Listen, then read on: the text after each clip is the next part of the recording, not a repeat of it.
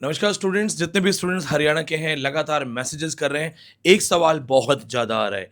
वो सवाल ये है कि क्या हम अलग स्टेट्स के हैं तो एग्ज़ाम अप्लाई कर सकते हैं या नहीं। तो दोस्तों, पहली ही मिनट आपको पहले ही सवाल का आंसर दे रहा हूँ। जी हाँ, हरियाणा पब्लिक सर्विस कमीशन हो या कोई भी पब्लिक सर्विस कमीशन हो, अदर स्टेट के स्टूडेंट्स अप्लाई कर सकते हैं। सिर्फ एक कंडीशन होगी और कंडीशन ये होगी कि आपका कैंडिडेचर जो है वो जनरल कैटेगरी में काउंट होगा।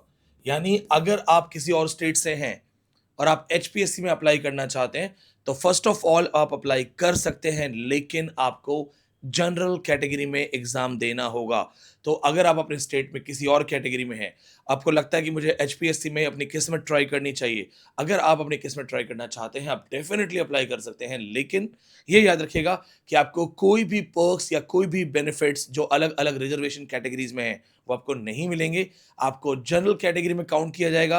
आपको जनरल कैटेगरी के अकॉर्डिंग कंपटीशन देना होगा और उसके बाद अगर आप क्वालिफाई होते हैं तो आपके चांसेस होंगे।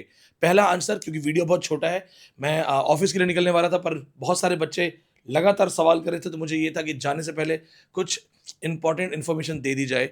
दूसरी इंपॉर्टेंट इन्फॉर्मेशन प्लीज ध्यान रखिएगा, चूंकि ये थोड़ी क्वालिटी इसकी खराब है जो हमने डाउनलोड की है वहां से। 27 अगस्त लास्ट डेट है ऑनलाइन एप्लीकेशंस की।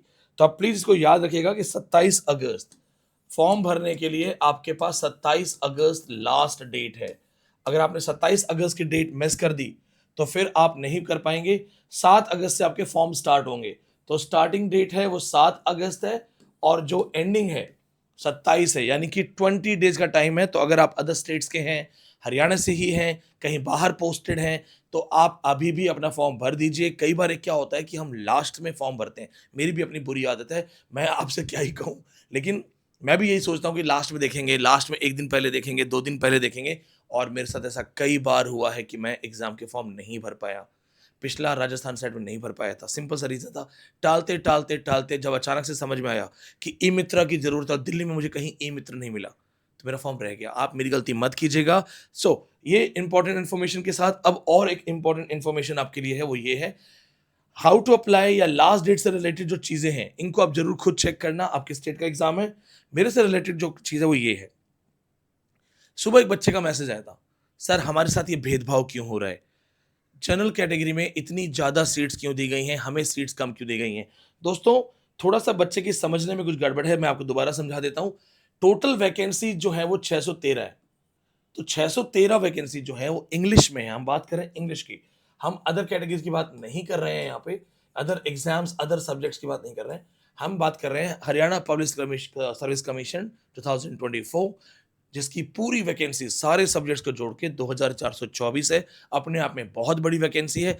नॉर्मली किसी स्टेट गवर्नमेंट की जब नौकरी आती है तो 200, 250, 150 ये बहुत बड़ा नंबर माना जाता है एक पर्टिकुलर सब्जेक्ट में।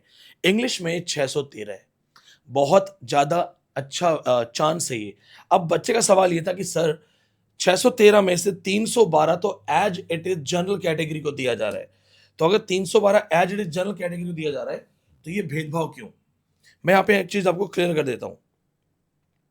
अगर किसी को ये लग रहा है कि हमारी सीट्स या ईवीएस की सीट, ईडब्ल्यूएस की या एससी कैटेगरी में जो 120 सीट है, ये कम है 312 के मुकाबले।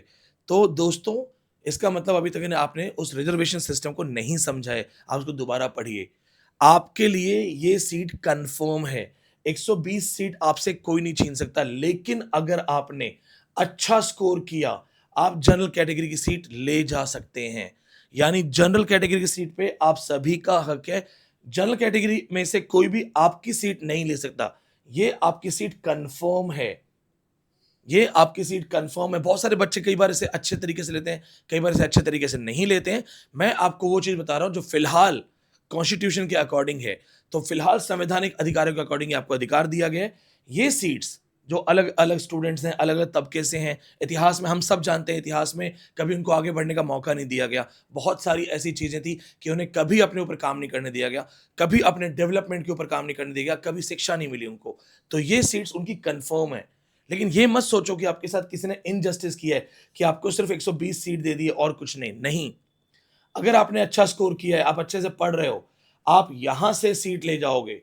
यानी ये 312 सबकी है। ये ऐसा नहीं है कि 312 सिर्फ जनरल को दी जाएगी। अब क्या जनरल कैटेगरी के लिए चीज आसान है? बहुत सारे बच्चे ऐसे हैं जो जनरल कैटेगरी से देखेंगे, आपके लिए कंपटीशन नेक्स्ट लेवल होने वाला है, क्योंकि ये सारा कंपटीशन भी आपकी सीट क्लेम करेगा, और जो आएंगे स्टूडेंट्स अदर स्टेट से, जो अदर स्टेट के स्टूडेंट्स हैं वो भी आपका ही सीट क्लेम करेंगे, जो कि आप अच्छे से जानते हो, आपने खुद भी अदर स्टेट्स के फॉर्म भरे होंगे। तो जो अदर स्टेट्स के स्टूडेंट्स आएंगे, मेरे पास इतने मैसेजेस हैं, वेस्ट बंगाल से, कश्मीर के बच्चे का मैसेज है, सर मैं अप्लाई कर सकता हूं क्या? मैंने कहा आप अप्लाई करके क्या करोगे? अगर आप सेलेक्ट भी हो जाओगे तो आपको कश्मीर से हरियाणा आना पड़ेगा, और फिर एक लंबा प्रोसेस होता है, आपको बहुत सारी चीजें जो हैं पता नहीं होगा नहीं होगा। सर कोई बात नहीं, फॉर्म तो भरूंगा सर, एग्जाम तो दूंगा सर, एग्जाम से आइडिया तो मिलेगा सर। अब देखो, मॉरल तरीके से तो गलत है ये, क्योंकि आइडिया लेने के लिए अगर आप सिर्फ एग्जाम का फॉर्म भर रहे हो, जैसे मेरे लिए भी बच्चे कहते हैं सर आप नेट का क्यों कर रहे हो बार बार, तो अगर सारे स्टेट्स के बच्चे हरियाणा का फॉर्म भर देंगे और सब के सब जाके कंपीट करेंगे जनरल कैटेगरी में, तो जो हरियाणा का लोकल जनरल कैटेगरी का बच्चा है वो तो मारा ही जाएगा, फिर तो आप उसको भूल ही जाइए। तो मेरा यहाँ सजेशन है उन बच्चों से, निवेदन है कि अगर आप सिर्फ पेपर पर्पज अप्लाई करना चाहते हैं तो किसी का कंपटीशन मत बढ़ाओ। मैं जानता हूं आप में से कई बच्चे बोलेंगे सर आप खुद 10 बार नेट देते हो, मैं एक हूं, किसी एक को गलती करने दो, आप मत करो। ये मेरा निवेदन है बच्चों से, क्योंकि देखो हर स्टेट का बच्चा पब्लिक सर्विस कमीशन का एग्जाम भर देगा। अगर 5,000 बच्चा, 5,000 स्टूडेंट जो बाहर से आके फॉर्म भरेगा, ये 5,000 स्टूडेंट कौन से होंगे? ये वो स्टूडेंट्स होंगे जिनको पता है कि यहां नहीं तो वहां क्वालिफाई कर सकते हैं। मेरे अपने स्टूडेंट होंगे 3-4 हजार, तो इसमें जो बोलेंगे नहीं सर हम क्वालिफाई कर सकते हैं, हम ट्राई करेंगे। आप आते ही ये सीट्स के लिए कंपटीशन अलग बढ़ा दोगे। तो ये मेरा सजेशन है। बाकी आप आजाद हैं, संविधान आपको आजादी देता है अपना डिसीजन लेने के लिए। आप मुझे कमेंट्स में बताइएगा मैं सही कह रहा हूं या गलत कह रहा हूं, जो भी है। तो ये चीज ध्यान रखिएगा। और जो हरियाणा के लोकल बच्चे हैं, जो बच्चे हरियाणा के लोकल बच्चे हैं, मैं उनसे भी एक निवेदन कर रहा हूं, एक चीज देखना दोस्तों, जितने भी आप लोग प्रिपरेशन कर रहे हो जनरल कैटेगरी में, आपके लिए कंपटीशन बहुत ही नेक्स्ट लेवल होने वाला है, बहुत नेक्स्ट लेवल। पेपर भी हाई लेवल होगा, पेपर भी आसान नहीं होगा, क्योंकि अगर पेपर आसान हुआ तो मेरिट बहुत ऊपर जाएगी। तो आपके लिए अभी भी एक अपॉर्चुनिटी है। एक सब्जेक्ट, कुछ टॉपिक ऐसे होंगे जहां पे आपकी महारत होगी। बाहर का स्टूडेंट अगर अप्लाई करता भी है तो भी हरियाणवी फोकलोर उसको उतना नहीं आएगा जितना आपको आएगा। तो कुछ बच्चे भी है मेरी क्लास में हरियाणा के, मैंने उनसे डिस्कस किया था तो उन्होंने कहा सर हम भी हरियाणवी फोकलोर नहीं पढ़ रहे हैं। पढ़ो अपने स्टेट का फोकलोर तो जरूर पढ़ना चाहिए, तो पढ़ो इसको, क्योंकि कंपटीशन बहुत हाई लेवल है। दिस इज इकोनॉमिक्स की भाषा में इसे कहते हैं कट थ्रोट कंपटीशन, गला काट प्रतियोगिता। हमें हमारे सर ने पढ़ाई थी ग्रेजुएशन में कि एक ऐसा लेवल है कि मतलब किसी को धक्का देके आपको सीट लेनी है। और रियलिटी ये है, कड़वी सच्चाई है कि ये सच है, आपको इसके लिए काम करना पड़ेगा। अब इसके बाद कुछ बच्चों के क्वेश्चंस थे कि सर यूजीसी नेट कंपलसरी है क्या? देखो, एलिजिबिलिटी क्राइटेरिया में यूजीसी नेट कंपलसरी है, लेकिन एक इसमें छोटा सा हैक है। हैक ये है कि अगर आपका यूजीसी नेट क्वालिफाई नहीं है, आपका रिजल्ट आने वाला है, जैसे कई बच्चों ने बोला कि सर हमारा रिजल्ट आ जाता, मैं भी जानता हूं, तो हम लोग फॉर्म भरते। और मैं एक चीज और बोलना चाहूंगा यहाँ पे, मैं एचपीएससी का एक्सपर्ट नहीं हूं, मैं एचपीएससी इंग्लिश का एक्सपर्ट हूं। तो ये मैंने 2-3 हरियाणा के जो टीचर्स हैं, जो मेरे मित्र भी हैं, यूनिवर्सिटीज में पढ़ा रहे हैं, मैंने उनसे डिस्कस किया था, तो उन्होंने बताया, आपके एक जाने माने प्रोफेसर जो है एमडी यूनिवर्सिटी रोहतक में, उन्होंने भी एक बात बताई। उन्होंने ये कहा अगर आप यूजीसी नेट अभी नहीं है क्वालिफाइड, तो भी एक बार आप फॉर्म भर दीजिए। फॉर्म इसलिए भर दीजिए क्योंकि एग्जाम के बाद जब इंटरव्यू तक आता है, यानी कई बार क्या होता है 8-10 महीने का टाइम होता है। आपको भी पता है कि गवर्नमेंट वैकेंसीज ऊपर नीचे होती रहती हैं। अगर 8-10 महीने का टाइम मिलता है और तब तक अगर आप इंटरव्यू से पहले नेट क्वालिफाई हो गए, तो हो सकता है एक चांस बन जाए। नहीं तो प्रोफेसर साहब ने एक सीधी सी बात बोली मुझे, सर एग्जाम तो देगा बच्चा, आज नहीं तो कल उसको हरियाणा पब्लिक सर्विस कमीशन देना है। हरियाणा रोहतक यूनिवर्सिटी जो आपकी एमडी यूनिवर्सिटी है, वहां के प्रोफेसर हैं, तो उन्होंने कहा सर बच्चे को आज नहीं तो कल एग्जाम तो देना ही है, तो ट्राई करना चाहिए। अगर वो फॉर्म भर सकता है, आप फ्रेश एलिजिबिलिटी फिर भी चेक करो, अगर फॉर्म भर सकते हो तो भरो, क्योंकि आज नहीं तो कल आपको एग्जाम देना ही है। दूसरी चीज, बच्चों के लगातार सवाल आ रहे हैं कि स्क्रीनिंग सिलेबस और मेन सिलेबस अलग अलग है क्या? देखो, वैसे अलग होना चाहिए, वैसे अलग होना चाहिए, लेकिन फिलहाल अभी सिचुएशन जो है, अभी हमारे पास जितनी अपडेट है और आपके पास मुझसे ज्यादा अपडेट्स भी होंगी, फिलहाल स्क्रीनिंग और मेंस का सिलेबस एक जैसा ही होगा, यानी आपका सब्जेक्ट होगा। तो एक गारंटी बहुत अच्छे से है कि कुछ भी होगा, इंग्लिश लिटरेचर होगा। तो स्क्रीनिंग और मेंस आपका 99% सिलेबस सेम ही होने वाला है, और अगर चेंजेस हुए भी तो आपका सब्जेक्ट होगा। कुछ भी ऐसा नहीं होगा जो हम नहीं पढ़ा सकते, आप नहीं पढ़ सकते। प्लस अभी बच्चों के एक क्वेश्चन लगातार ये भी आ रहे हैं कि सर स्क्रीनिंग की तैयारी अलग से करें, मेंस की अलग से करें। कल एक बच्चे का क्वेश्चन भी था कि सर मैं पहले स्क्रीनिंग की तैयारी करूंगा, फिर मैं जब पास हो जाऊंगा स्क्रीनिंग तब मैं मेंस की तैयारी करूंगा।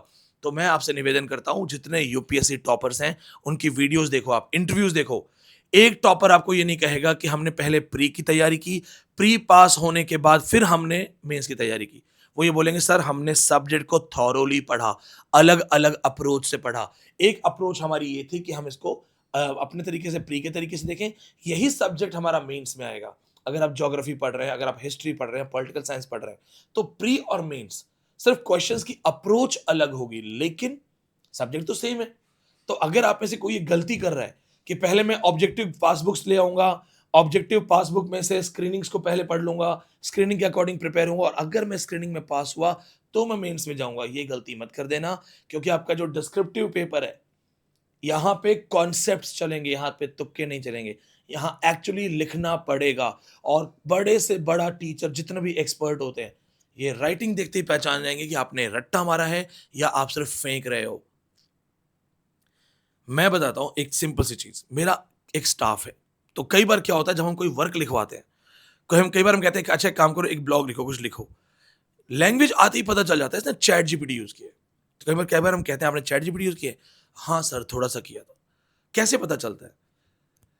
आपकी 2 लाइन और आपकी 10 लाइन, अगर ह डिफरेंस आ गया ना, तो समझ जाएँगे कि 10 लाइन इसने रट्टा मारा है, 2 लाइन इसकी रियलिटी है। तो ये आपको बहुत अच्छे से तैयार करना पड़ेगा। साथ में इन सारी चीज़ों को तैयार करने के साथ-साथ एक सवाल लगातार ये आ रहा है कि नेगेटिव मार्किंग। नेगेटिव मार्किंग दोस्तों बहुत बड़ी सीरियस लेवल पे नहीं है। आपको सिर्फ वो ऑप्शंस देंगे, वो ऑप्शंस आपको खुद बता रहे हैं कह के कि हम आपको ऑप्शन देंगे ए, बी, सी, डी, ई। अगर आपको क्वेश्चन नहीं आता, अगर आपको क्वेश्चन नहीं आता, तो भी आपको एक ऑप्शन मार्क करना है, और वो ऑप्शन है ये। तो अगर आप पेपर छोड़ रहे हैं, क्वेश्चन छोड़ रहे हैं, नहीं कर रहे हैं, तो आपको ये मार्क करना है। अगर आप इसको मार्क नहीं करते हैं, 0.25 आपके मार्क्स काटे जाएंगे, 0.25%। और अगर आपने ऐसे 10 सवाल छोड़ दिए जिसमें कोई मार्किंग नहीं है, तो आपका पेपर कैंसिल हो जाएगा। तो कोई अभी कोई सीरियस लेवल की नेगेटिव मार्किंग नहीं है। मुझे नहीं लगता कि कोई बच्चा इस तरह की मिस्टेक करेगा कि क्वेश्चन को खाली ही छोड़ दे। अब दोस्तों, इन सारी चीज़ों के साथ-साथ जितने स्टूडेंट्स अभी एचपीएससी की प्रिपरेशन में लगे हुए हैं, मैं एक चीज़ फिर भी आपको रिपीट करूँगा, पेपर यूजीसी नेट से ऊपर का होगा। आसान पेपर नहीं होगा। अगर आपको लगता है कि मैंने ब्रिटिश हिस्ट्री टिप्स पे कर रखी है, या मुझे राइटर्स बहुत अच्छे से याद हैं, या जैसे इन्होंने देखो यहाँ पे मेंशन किया हुआ है इन्होंने नेट स्लेट, या जो है इसको, तो आप खुद देख सकते हैं यहाँ पे, अगर ये नेट स्लेट को ये मिनिमम एलिजिबिलिटी क्राइटेरिया लेके चल रहे हैं, तो अगर minimum eligibility criteria NET SLET है, तो आप खुद समझ सकते हो कि जो पेपर होगा आपका, वो नेट से ऊपर के लेवल का होगा, वो इससे आसान लेवल का नहीं होगा। यानी कि अगर आपको लगता है कि मेरी ब्रिटिश हिस्ट्री बहुत अच्छी है, और अच्छा पेपर आएगा। यानी जितने स्टूडेंट्स जो अभी रिसेंटली क्वालिफाइड हैं, उनको तो मैं ये सजेस्ट करूंगा कि जो जो तुमने पढ़ा है, अगर तुम किसी कोचिंग क्लास में नहीं जाते हो तो भी, और अगर मेरे स्टूडेंट हो, तो दोबारा कोचिंग में आने की जरूरत नहीं है। अगर फ्रेश स्टूडेंट हो, बस अपने नोट्स दोबारा उठा लो और सबकी डेप्थ में जाओ।